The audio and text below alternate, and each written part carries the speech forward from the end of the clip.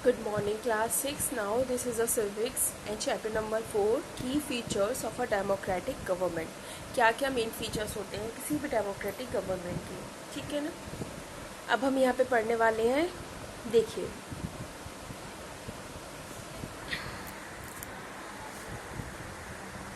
मतलब आज से 100 साल पहले जो हमारा वर्ल्ड था उससे लेकर आज तक काफ़ी सारे चेंजेस आए हैं, ठीक है ना।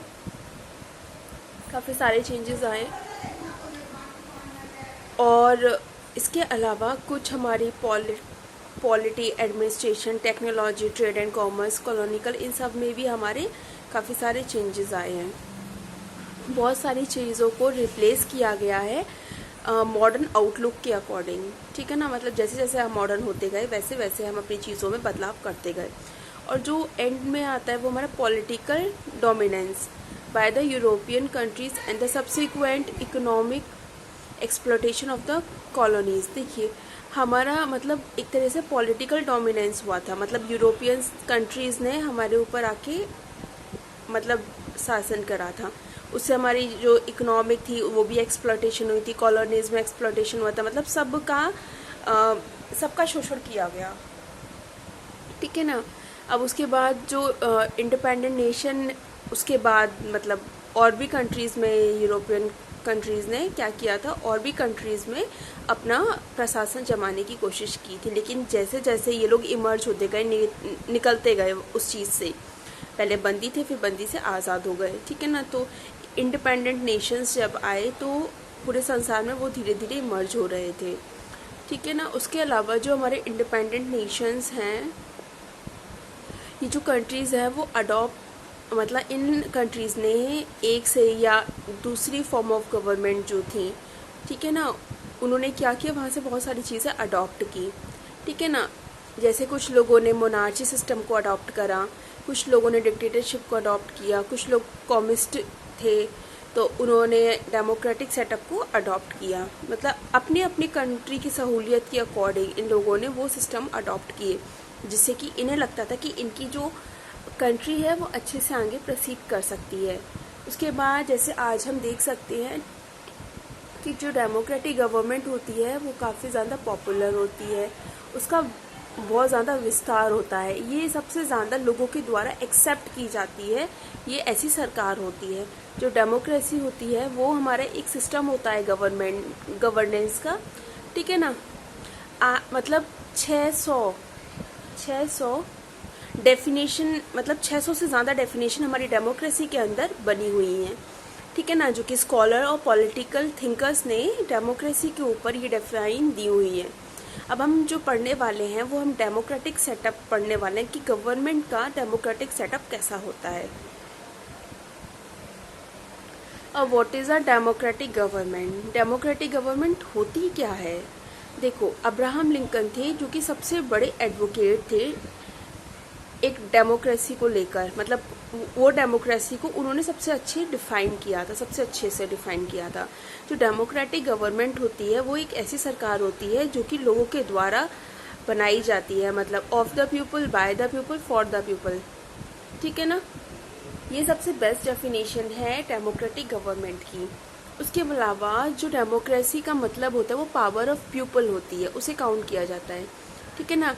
एरिस्टोटल ने डिफाइन किया है डेमोक्रेसी को एक ऐसी गवर्नमेंट ऑफ मैनी, बहुत सारे लोगों की गवर्नमेंट, ठीक है ना। लॉर्ड बेल्से ने डिफाइन करा है गवर्नमेंट को, सॉरी डेमोक्रेसी को, एक ऐसी गवर्नमेंट जो क्या करती है, मतलब जिसमें सबसे ज़्यादा मेजॉरिटी होती है, ठीक है ना। मतलब जो कि सबसे ज़्यादा लोगों को क्वालिफाइड कर सकती है, सबसे ज़्यादा लोगों को एक सांत्वना दे सकती है कि हाँ ये गवर्नमेंट वर्क करेगी। जो डेमोक्रेसी होती है वो हमारी सबसे ज़्यादा अप्रोप्रिएट चीज़ मानी जाती है, ठीक है ना।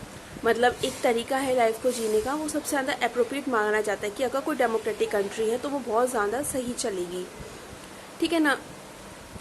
और इसमें कोई भी इतने ज़्यादा तामझाम नहीं होते, पॉलिटिकल अरेंजमेंट इतने ज़्यादा नहीं होते हैं।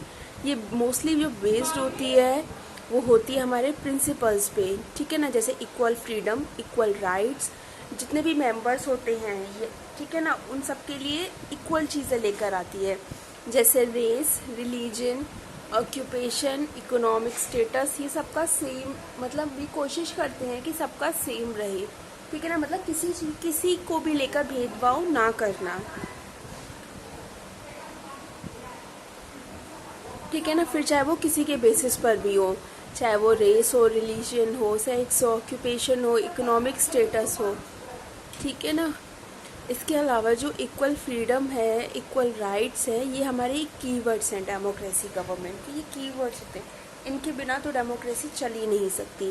जो डेमोक्रेटिक गवर्नमेंट होती है वो हमारी रिप्रेजेंट करती है, एक रिप्रेजेंटेटिव गवर्नमेंट होती है जिसको जो कंट्री के नॉर्मल पीपल होते हैं वो डायरेक्टली तो नहीं लेकिन इनडायरेक्टली इलेक्ट करते हैं, ठीक है ना।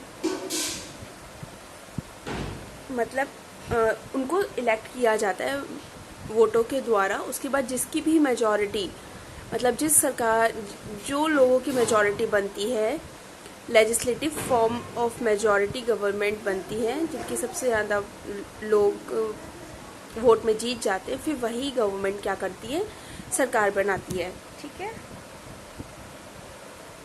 उसके अलावा but at the time a single party do not get a clear majority, मतलब एक पार्टी के बाद सारी मेजॉरिटी नहीं हो सकती, ठीक है ना। मतलब एक ऐसा केस है जहाँ पे number of parties join together, मतलब कुछ कभी कभार ऐसा होता है कि एक दो लोग हैं, मतलब ग्रुप ऑफ पीपल है, उसमें से एक के पास ज़्यादा वोट है, एक के पास कम है, तो जिसके पास ज़्यादा है वो अपनी सरकार बना लेगा, ठीक है। और कभी कभार क्या होता है, जो नंबर ऑफ पार्टीज होती हैं, जैसे 3-4 पार्टी मिलकर उनके थोड़े थोड़े वोट्स आए, 3-4 पार्टी मिलकर क्या करेंगी, आपस में कंबाइन हो जाएंगे और उसे कोलिशन पार्टी बोलेंगी, ठीक है। इसके ऑल्टरनेटिव में भी हमारी जो पॉलिटिकल पार्टीज होती हैं वो हमारी large number of seats can form government and receive the supports of the others. मतलब जैसे मान लो किसी के पास ज़्यादा सीट्स हैं, वो अपनी गवर्नमेंट बनाना चाहते हो और उसे अगर कोई और भी सपोर्ट करना चाहता है, ठीक है ना, कोई भी अगर पार्टीज़ है या फिर इंडिपेंडेंट कैंडिडेट है उन्हें सपोर्ट करना चाहते हैं तो कर सकती है, ठीक है ना। जो पार्टीज़ है जो कि माइनॉरिटीज़ में होती हैं, ठीक है ना, उन्हें अपोजिशन पार्टी बोलते हैं, जिनके पास कम वोट आए हैं, ठीक है। जो अपोजिशन पार्टी होती है वो एक इम्पॉर्टेंट रोल निभाती है गवर्नेंस का, ठीक है, हमारी कंट्री के लिए। जो दोनों गवर्नमेंट होती हैं और अपोजिशंस होती हैं, उनका मतलब होता है कि कॉरपोरेट करना, ठीक है ना। जो भी वर्क, जो भी वेलफेयर हमारा चल रहा है लोगों को लेकर, जो हमारी सरकार कर रही है, उसको इग्नोर तो किया नहीं जा सकता, ठीक है ना। उसके ओपिनियन को इग्नोर नहीं किया जा सकता है, ठीक है ना। और जो भी अपोजिशन पार्टी है वो सारा लुकआउट करती है, ठीक है ना, कि जो सरकार बनी है वो कितना मतलब अच्छा काम कर रही है या नहीं कर रही है, तो उसको वो क्रिटिसाइज करती है, ठीक है। Factors behind the success of a democratic government. एक सक्सेसफुल डेमोक्रेटिक गवर्नमेंट के पीछे कौन कौन से फैक्टर्स हमारे होते हैं वो हम यहाँ पे पढ़ने वाले हैं। देखो, डेमोक्रेटिक गवर्नमेंट जो होती है बहुत ही ज़्यादा सक्सेसफुल गवर्नमेंट मानी जाती है। जहाँ पर भी इस टाइम पे डेमोक्रेटिक, जिन कंट्रीज़ में भी इस टाइम पे डेमोक्रेटिक गवर्नमेंट है, उनका जो सरकार माना जाता है वो लोगों के हित में काम करता है, ठीक है ना। जैसे पीपल्स पार्टिसिपेट कर सकते हैं, राइट टू फ्रीडम होता है, equality and justice by revolving conflicts, मतलब जो भी प्रॉब्लम होगी वो आपस में सॉल्व आउट कर ली जाएंगी, ठीक है।